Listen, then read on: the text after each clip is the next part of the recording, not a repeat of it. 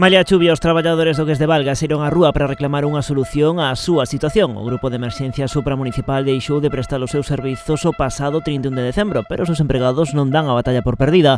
Puxeron todo en mans da xustiza ao entender que se trata dun despido nulo. Queren ser readmitidos. Que nos teñen que volver a readmitir. Temos presentada a demanda como un despido nulo, por ser un despido colectivo. Por un cierre dun servicio que non puso ninguna causa firme, con isto que non se cerren máis RGEs. Os traballadores lamentan que o goberno local rexeite reunirse con eles, din que seguen sen dar cretos argumentos do alcalde para dar carpetazo a este servizo. O que non entendemos é como cerran un servicio e a disculpa que pon é por falta de objetivos. Non sabemos desde cando hai objetivos nas emerxencias.